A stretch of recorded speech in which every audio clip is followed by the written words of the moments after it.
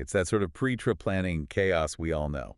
So today, we're diving into this AI travel planner idea, something meant to uh, streamline all that. Yeah, precisely. The goal here is to see how this kind of tool can take just that first little spark, that idea you have, and actually start building it into something concrete, you So know, focusing on those very first steps a user takes. that initial interaction. Okay, so talk about this one-screen journey concept. How does it actually kick off? Well, it's meant to be super simple. You just start typing a natural phrase, something like, Western U.S. road trip, September, moderate budget.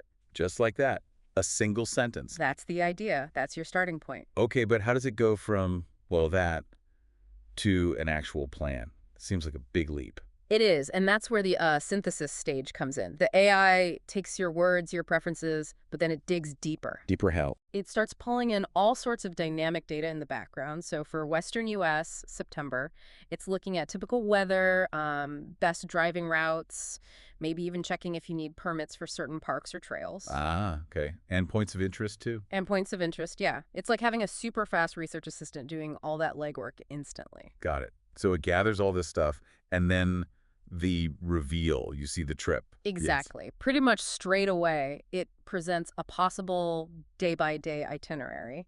Wow. And it includes things like estimated cost per day, travel times, realistic ones between places, and even little tips, context about the locations. Okay, but plans change. Yeah. What if that first draft isn't quite right? Good point. That's the refine stage. It's designed to be flexible. You can often drag and drop days to switch the order, Uh-huh. or just type in a new request, maybe add more hiking or less driving, and the whole thing, the route, the costs as it recalculates on the fly.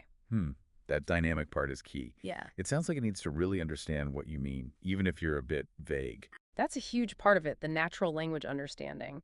It's built to try and figure out the intent behind your words. Like that example you mentioned, somewhere warm with good coffee. Yeah, exactly that sort of thing. It might seem fuzzy, but the AI can connect that to its knowledge climate data, info on local cafe scenes, maybe even real-time pricing to suggest actual places that fit. And it does all this calculation quickly because of the engine behind it. Right, the dynamic itinerary engine. It's working away, scoring options based on things like popularity, how close things are, uniqueness. Okay. And it even tries to factor in your travel style, like if you lean more towards adventure or, relaxation, that helps it tailor those itinerary cards you see. So wrapping it up, the big idea here is really about taking that first, often messy part of planning and making it simpler, more inspiring. I think that's a good way to put it. Centralizing that initial ideation and planning, moving away from the overwhelm towards the actual excitement of the trip. Makes sense.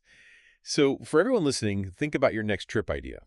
How might it change things if you had one place that gets what you're looking for right away and just gives you a solid starting point? Definitely a different approach to planning, isn't it?